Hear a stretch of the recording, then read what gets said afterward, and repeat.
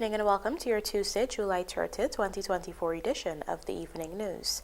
I am Jemima Holmes. Thank you for joining us. Let's take a look at some of the lead stories tonight.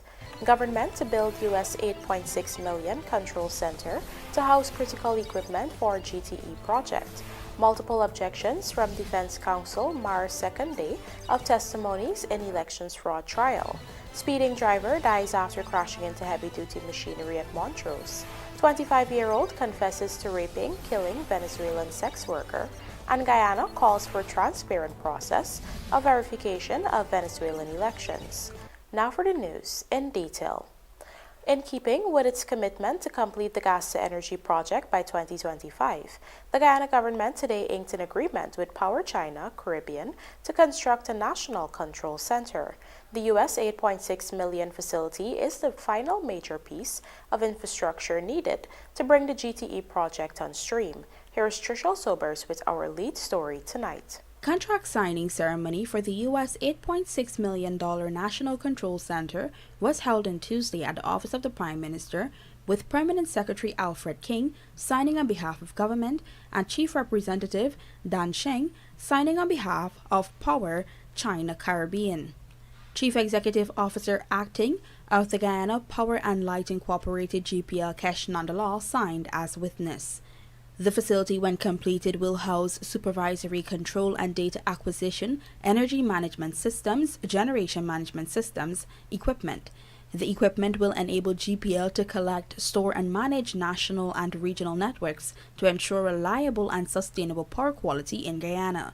Prime Minister Brigadier Retired Mark Phillips underscored the importance of the control center, noting that it will play a crucial role in ensuring that the government delivers on its manifesto promise to cut electricity costs by 50% by 2025. We promised the people that we will reduce the cost of electricity by 50%, and we will deliver on that promise. And this is a very important component of the delivery on those promises that were made to the people as it pertains to the gas-to-energy project and the manifesto as a whole. So we look forward on signing of this contract to see work start immediately and progress to the completion of this project so that we are ready to deliver to the people the promised electricity and the necessary comforts that comes with that by mid-2025. Meanwhile, Minister within the Ministry of Public Works Deodat Indar urged the contractors to adhere to the stipulated deadline of 13 months. I know that we have a timeline to deliver the power plant, but at least we are here now. And this is the final major aspect of the entire gambit of projects that surround the gas-to-energy project. This is the final one, because we already did the equipment piece. So, that being said, I want to implore on the contractor to keep on timelines, keep on specification, and keep on timelines, because this project, it's one that is looked at by everyone from everywhere. The gas-to-energy project includes the construction of an integrated natural gas liquid plant and a 300-megawatt combined cycle power plant at Wales, West Bank Demerara, utilizing natural gas from the country's offshore operations in the Stabroek Block. The Guyana government has set aside a whopping $80 billion in budget 2024 to advance the GTE initiative this year and its associated infrastructure, including transmission and distribution upgrades to offtake the power. In fact, the government has envisioned the startup of the project by 2025. Trishel Sobers, Evening News. Day 2 of the 2020 general and regional elections fraud case saw the testimonies of 2 of the prosecution's witnesses being presented, but the day's proceedings were also marred by multiple objections from the Defense Counsel over various perceived breaches to court procedures. Here are the details from Jarrell Bryan. The trial into alleged electoral fraud committed during the 2020 general and regional elections continued on Tuesday before Senior Magistrate Leron Daly. Local government minister Sonia Parag continued her testimony relating to the court her experience at Ashman's building and then GCOM's office, including the infamous bedsheet tabulation. However, her testimony during the morning hours were quite laborious as objections after objections were made by defense counsel.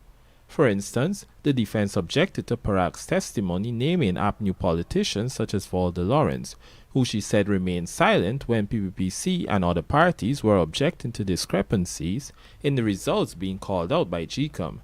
They also objected to her identifying then APNU rep James Bond, who was sitting in the tabulation center. In the case of Bond, the defense pointed out that Bond was not present in court to defend himself.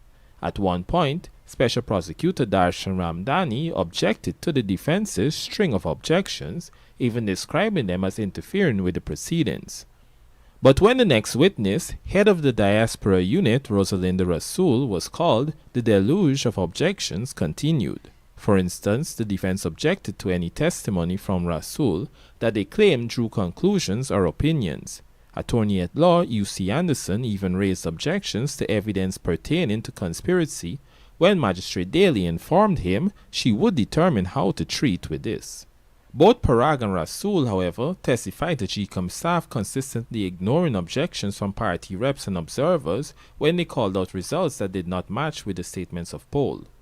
The case was adjourned until July the 31st, 2024 at 9:30 hours, where testimony is expected to continue. The trial is set to last from July the 29th to September the 13th, some 4 years after the 2020 general and regional elections. Jarrell Bryan, The Evening News. The Ministry of Agriculture has categorically dismissed the falsehood propagated by Viceroy Jordan in a section of the media regarding the ongoing challenge of inclusion body hepatitis in Guyana's poultry industry. While Jordan highlights the critical economic and health impacts of this disease, which has been felt globally, the ministry said he deliberately ignores the proactive and strategic measures taken by the PPPC administration to mitigate its effects and protect the poultry sector. Lawanda McAllister reports. Guyana's poultry sector is again in a crisis under the PPP administration. The Ministry of Agriculture is silent while hundreds of poultry farmers across Guyana suffer from what is suspected to be a viral disease that has in some cases completely wiped out poultry farms of some small and medium-sized farmers. This suspected disease has caused hundreds of farmers to lose birds across several regions in Guyana and has now been alleged to have mutated into a much more deadly strain that could continue to devastate our poultry sector if not curbed. What is the Ministry of Agriculture doing to alleviate this crisis? That was opposition member Viceroy Jordan during a recent social media broadcast. The Ministry of Agriculture has since responded, noting that since its first detection in 2005 and confirmation in 2006 at the Ditko farm, inclusion of body hepatitis has posed a severe threat to the poultry industry, leading to substantial economic losses and the eventual closure of the Ditko facility. However, the ministry said its swift response, including the recruitment of renowned regional poultry pathologists and the initiation of a national IBH control plan, has been pivotal in reducing the incidence of these diseases over the years. It added that the resurge of IBH cases in 2015, particularly in the Berbice zone, underscored the persistent threat of this disease and its ability to cause significant damage despite containment efforts. The COVID-19 pandemic in 2020 and the subsequent historic flooding further worsened the situation. In response to these challenges, the Ministry of Agriculture, headed by Zulfikar Mustafa, has implemented several critical interventions, including the procurement of vaccines, a total investment of $29 million. The ministry has also recruited international experts, including pathologists, virologists, and nutritionists. Additionally, the ministry said efforts have been made to isolate and type the virus, providing valuable insight for targeted interventions. Moreover, a $20 million investment has been made to establish a boiler breeder program, ensuring national self-sufficiency and enhancing the immunity of the poultry population. Meanwhile, the ministry said it is important to note that while many countries continue to grapple with outbreaks of diseases like Newcastle and bird flu, Guyana has successfully kept these threats at bay. Furthermore, it said that while IBH remains a major challenge, the Ministry of Agriculture's comprehensive and proactive approach has significantly mitigated its impact. The ministry said continued vigilance, investment, and innovation will be crucial in safeguarding Guyana's poultry industry and ensuring its resilience in the face of ongoing and future threats. Lawanda McAllister for the Evening News. A 45 million water supply system was recently commissioned in Region 1 and stands to benefit over 100 households located in the villages of Waramuri and Para. Michael Henry has more in this report. Years of fetching water from nearby ponds and relying on rainwater have finally ended for approximately 100 households in Waramuri and Para in the Maruka sub-district of Region 1, Barima, Waini, as a new water supply system was commissioned in the area, providing them with improved access to potable water. Housing and Water Minister Colin Crowell, during the commissioning exercise on Saturday, remarked that Maruka has made significant progress towards water accessibility. We attempted to drill 4 times in Waramuri, 3 times by GWI in-house through our patrig that we have here in Maruka sub-region that has been assisting to drill a number of wells. So in all, with this well and the failed attempts, we've spent about $43 million. And I said we attempted 4 times in all because we engaged a private contractor. But on this successful well here, this is about $23 million. So what we did in being successful here at Para, which is the neighboring community for Waramuri, we decided that we will run the distribution system from Para. And it has proven successful. And this is a well that is therefore now servicing both Para and Waramuri. Minister Crowell also revealed that there will be a trestle system built in Waramuri. But also to increase the coverage and to ensure that we have adequate access at 24 hours, we also will be investing on a trestle system in Waramuri itself. As it is now, as I speak, they're getting water through the distribution network, but on normal pressure. So when there are challenges in terms of recharging of the solar, then that distribution is affected. Meanwhile, Senior Counsellor for the Para community, Kester Fredericks, expressed that this new well will benefit residents significantly. The children would benefit truly because they don't have to go and fetch water anymore. They will receive it right at our door, our doorsteps, and truly it will boost their to go to school more earlier and have more direct access right at home to the water. Michael Henry, The Evening News. The Ministry of Parliamentary Affairs and Governance has created its very own educational program, the first ever international human rights law course in the country, for which over 190 persons are already registered. Kelroy Williams reports that based on the feedback so far, the ministry is contemplating offering the course twice yearly from 2025. The Parliamentary Affairs and Governance Ministry's International Human Rights Law course was launched on Monday evening during a simple ceremony at the Pegasus Hotel in Georgetown. Subject Minister Gail Teixeira explains that the program stemmed from the urgent need to sensitize Guyanese about human rights.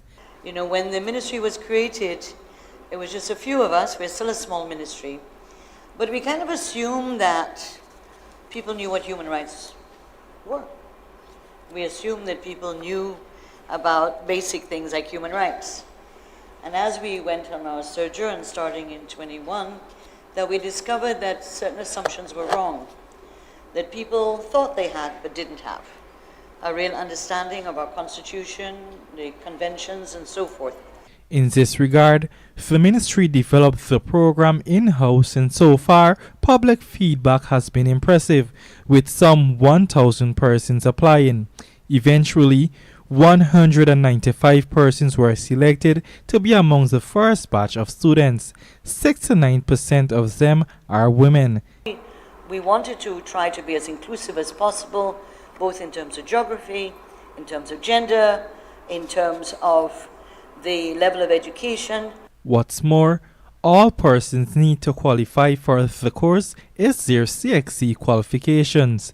Already, the ministry is contemplating rolling out the course twice annually from next year. The course will cover some 10 weeks of detailed training sessions facilitated by several high-level officials well versed in the law and human rights matters, including Chief Justice Roxanne George. This first edition of the course will begin on August 5th, with classes being held 2 times per week virtually via Zoom. In-person sessions will be held at various areas in the capital city determined by the ministry. The Guyana government today issued a statement on Venezuela's recently concluded disputed elections.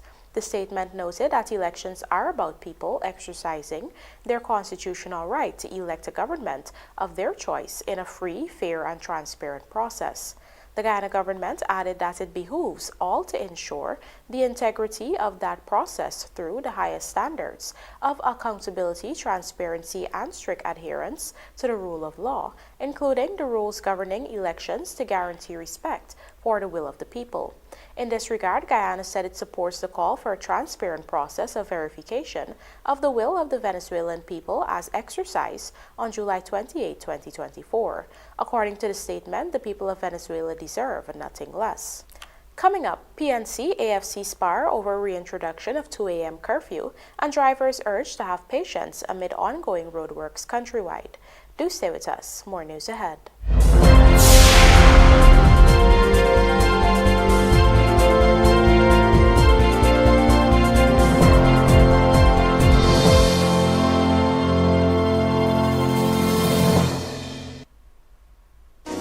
Need quality electrical or hardware supplies for domestic, commercial, and industrial usage? Visit SPR Enterprise. We stock a wide variety of tools, transformers, connectors, cables, line hardware, and control products at competitive prices. Check us out for brands such as Square D, Eaton, Fluke, Klein, and 3M. We are located at 45 Brick Dam, Georgetown, or call us on 223-5699, 223-5687, or WhatsApp 639-7193. SPR Enterprise, your single source for quality electrical products. Love using iBet Supreme? Now is your chance to refer and make money with iBet. Refer your family and friends to iBet, and each new sign-up gets $1,000 in bonus credit, and you will earn $500 cash for each referral. But wait, it gets better. Each time your friends top up their iBet Supreme account, you get 1% cash of the top-up value. So ready to make some money? Visit ibetgamesui.com/refer to get started, or WhatsApp or call 592-608-5065.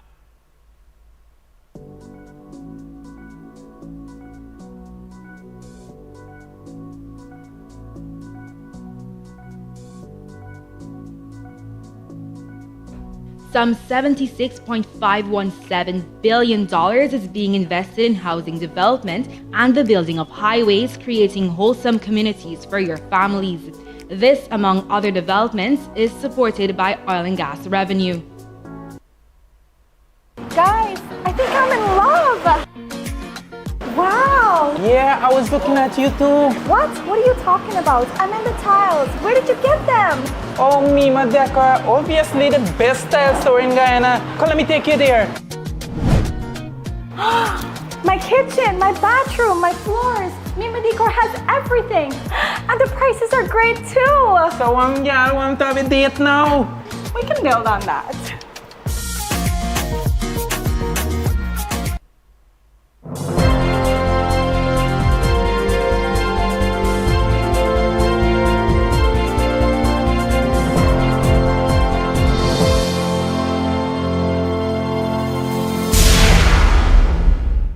Welcome back. You're watching the Evening News. Former Minister of Public Security Kemraj Ramjatan wants the 2 a.m. nationwide curfew, which was imposed under his government, to be reinstated. According to him, it will help to curb road fatalities. Luana McAllister tells us more. During a press conference hosted by the Alliance for Change on Friday, past leader Kemraj Ramjatan called for a 2 a.m. nationwide curfew to be imposed. Ramjatan, who was the public security minister under the former APNU-AMC government, had initiated such a curfew, which was widely criticized and immediately reversed by the PPP administration upon assumption to office. In fact, the curfew resulted in the economic decline of a number of businesses that supported the country's vibrant nightlife. But Ramjatan believes such a curfew is needed to help address road accidents. The AFC advises that the 2 a.m. curfew, which was in place under the coalition government, be reinstituted. It would have avoided so many deaths on our roads. Statistics released from the Guyana Police Force revealed that from January 1st to July 23, 2024, a total of 55 road fatalities were recorded. This is in comparison to 72 during the corresponding period last year. Correspondingly, the number of deaths resulting from these accidents also dropped from 82 in 2003 to 66 this year. The government has already enacted modern laws aimed at instituting stiffer penalties for driving under the influence as well as the sale of alcohol to drivers. However, enforcing laws against drunk driving continues to be a major challenge for the police. The organization had reported recording 41,358 driving under the influence cases from January 1st to April 2022-2024.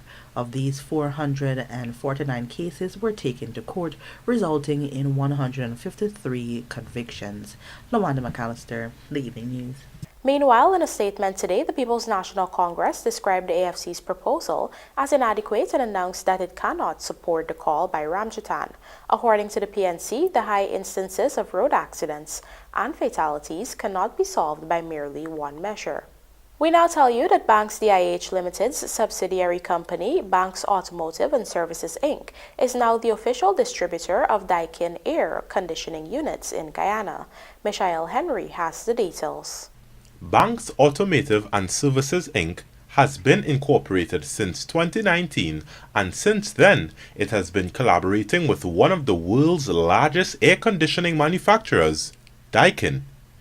Additionally, BAC's parent company, Banks DIH Limited, has been collaborating with Daikin for many years. On Friday, BAC went on to sign a non-exclusive distribution agreement with Daikin Applied Latin America to become the official distributor in Guyana. Through this agreement, BAC will be able to offer a comprehensive range of products, including residential and commercial air conditioning systems. Daikin Caribbean Regional Manager Gustavo Perez highlighted the benefits of this partnership during a recent ceremony. We had a relation with banks for more than 15 years, based in the participation they have in the industry, the confidence that we have with this company. We decided a few months ago, the action to be our ally, because we had a great confidence with Banks Automotive. So we're expecting that the end users, customer, contractors in Guyana have the opportunity to see in live and see the technology that we offer around the world. Daikin is the #1 AC company around the world. So we bring the technology, and we're expecting and had great expectations what is going to happen in the next 5 years in Guyana. Our expectation is to have a strategic ally with banks and support in a direct way the end users, contractors, and of course AC industry in the country. Additionally, the company is committed to building local capacity through training. We are working with Banks team engineer, and we training. We have some sent technicians from Japan and actually from our Miami office to support training and have the certification and support, of course, all the technical AC guys, that person that we have in Guyana. So that happened for more than 6 months. We believe that we are ready to support all the actual projects and future projects that are coming with Daikin technology. Basie is located on the ground floor of the new 6-story parking facility at Plantation Rheinveld, Georgetown. Michelle Henry, The Evening News. With roadworks ongoing across the country, in many cases causing much inconvenience to road users, drivers are being urged to have patience. In fact, Sergeant Haynes, attached to the Grove Police Station on the east bank of Demerara, has contended that the behavior of some drivers is exasperating the situation. He made the statement on a recent televised episode of Road Safety and You. Here's a look. This has been observed as recent as today. The public works, they are on the road. The police is there with them. We're all engaged in fixing the road so we can have a smoother flow of traffic. There we have drivers without patience, they start to overtake. Now, if you continue with that practice, then you will block a lane which is flowing freely. With a lane that the police, the traffic police, has given an indication to flow, whether it is north or south, east or west on that road. We have to understand we must practice patience whenever road works are being done on the road, because at the end of the day, we want that road to be fixed. We don't want to be having to go through any potholes or any damaged road. So we must practice patience. Another thing I've observed, and this as recent as today, we're having accidents and persons are blaming each other in the manner in which they're overtaking. It's like, I overtake someone and I tuck in front, so to speak, tuck in front of him and he drive upon me. No. We shouldn't have that going on. If you use the road or overtake when it's clear and safe to do so, that's one. And the manner in which you overtake, you must always remember that if you're the person behind and you want to overtake, you must first blow your horns, honk your horns. The driver in front of you shall extend his right arms and give you that instruction or that signal to come forward. A 31-year-old man is now dead after he lost control of the motor car he was driving and crashed into a heavy-duty machinery that was parked along the Montrose public road on the east coast of Demerara. Dead is Akeem Lewis of Buxton, East Coast, Demerara, who was the driver of motorcar PAF 9125. Reports are that this morning, Lewis was speeding along the roadway when he crashed into the back of a minibus and then skidded along the roadway until he slammed into the parked heavy-duty machinery. The man was pulled from the wreckage and rushed to seek medical attention, but he succumbed to his injuries. Meanwhile, a 25-year-old man has confessed to raping and killing a Venezuelan woman who was a sex worker. 26-year-old Mira Carmen Serrano of Santa Elena de Ver, Venezuela, was reportedly choked to death on Monday morning at Quartz Zone Landing, Region 7. Reports are that the Venezuelan and the suspect and others were partying at a shop in the area on Sunday night. Subsequently, the woman and the man made an arrangement for her to offer sexual favors in exchange for money. The duo eventually left the shop and went to a room which was being rented by the Venezuelan. The guest house owner related to the police that at around 3 hours, he heard a noise coming from the room but did not suspect that anything was amiss, and as such he retired to bed. A few minutes later, he said he heard the room door opened, and as such he got up to investigate. The owner said he observed the woman on the floor in her underwear but thought she was asleep, and as such he locked the door with her inside. At about 7 hours 30, he checked on the woman again and observed she was in the same state he had left her and was unconscious. He alerted several persons and reported the matter to the police. Later that evening, ranks responded to the scene and arrested the suspect who confessed to killing the woman. The suspect said after he and the woman had sex the first time, he requested to have sex again. The woman told him he had to pay again and he tried to forcefully have sex with her. She retaliated and bit him several times on his body, which caused him to choke her, forcefully have sex with her, and then leave her lying unconscious on the floor. The suspect is presently in police custody, assisting with the ongoing investigation. We now tell you that an officer attached to the Guyana Defense Force has turned herself in after reportedly fleeing the scene of a fatal accident which occurred along the number 28 public road, West Coast Berbice, on Monday morning. The accident, which occurred at around 4 hours, claimed the life of 36-year-old construction worker and father of two, Conrad Lawrence Bacchus, of number 29 Village. The man was found dead on the roadway sometime after 4 hours. Police said the suspect, a 30-year-old GDF private and resident of Fort Wellington, was proceeding along the roadway in her PAC 2353 motorcar when she allegedly ran over the pedestrian who was reportedly lying on the roadway. After doing so, the woman fled the scene. Later in the day, at around 8 hours, the woman visited the Fort Wellington police station, where she was arrested and placed into custody.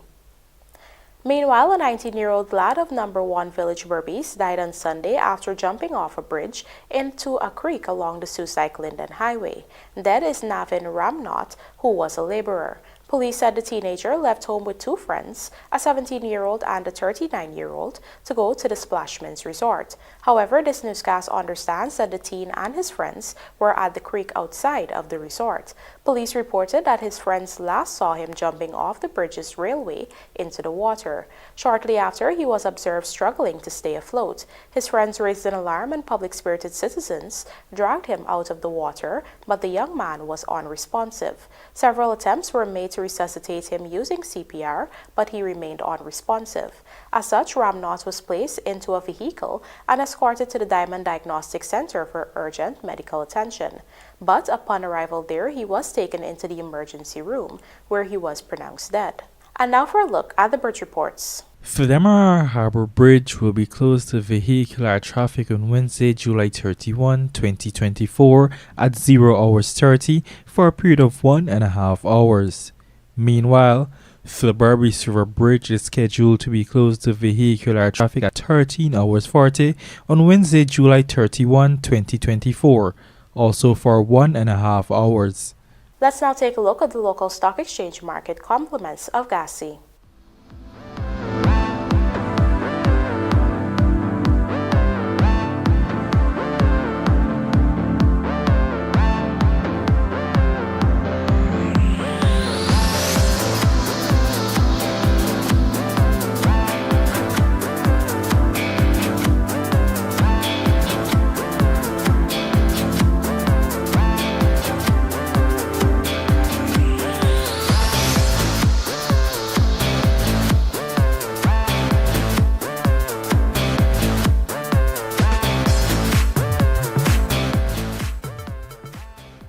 Sir Clive, who receives CARICOM's OCC Award, and ExxonMobil grateful to partner with local organizations in sport. Details of these stories and more coming up in the Sportcast, sponsored by MacCorp.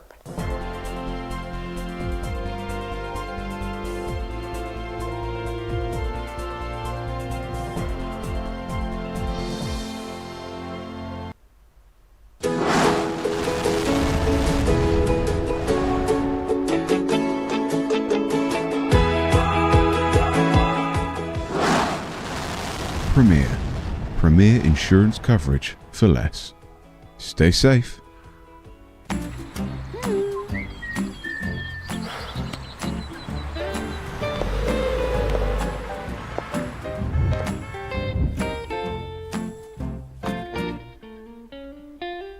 Premier insurance coverage for less. Stay safe. Looking to bring your dream home to reality? Or simply taking on a home improvement project? Then National Hardware Limited is where you should start. Let us put that touch to your home.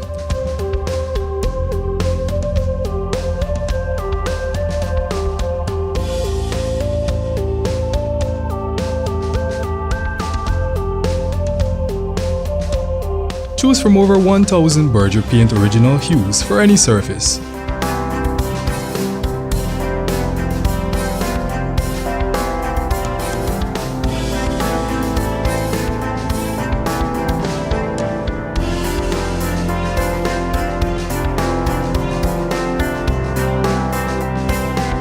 We are known for our trusted brands such as Westinghouse, Philips, Sadco, Rubbermaid, Pyrex, Gibson Home, and so much more. National Hardware Limited, your Do It Best store. Located in downtown Georgetown and industrial site Rhymeville. Love using iBet Supreme? Now is your chance to refer and make money with iBet. Refer your family and friends to iBet, and each new sign-up gets $1,000 in bonus credit, and you will earn $500 cash for each referral. But wait, it gets better. Each time your friends top up their iBet Supreme account, you get 1% cash of the top-up value. So ready to make some money? Visit ibetgamesui.com/refer to get started, or WhatsApp or call 592-608-5065. Miners, welders, and contractors. Have broken parts caused you tremendous downtime? Do you need an extra heavy-duty, dependable welding machine that will get the toughest jobs done and can also double as a generator to power all of your tools? Well, your #1 industrial solutions provider, Sylvies, has you covered. We currently have in stock the Hobart Champion Elite Arc Welder and Generator. This capable electric start generator produces up to 11,000 watts of AC power to run tools, work lights, or backup power during an outage. It can simultaneously deliver 150 amps weld output and 8,000 watts of generator power, and can run up to 14 hours on one 12-gallon tank of gas. This portable generator handles mild steel, stainless steel, and cast iron with a maximum thickness of ½ inch in a single pass. So what are you waiting for? If you can't make it our 31 High and Hatfield Streets Georgetown location, we can deliver. Give us a call on 227-6226 or WhatsApp us on 623-7755 or visit our website sylviesonline.com. Sylvies Industrial Solution, proudly serving Guyana for over 4 decades.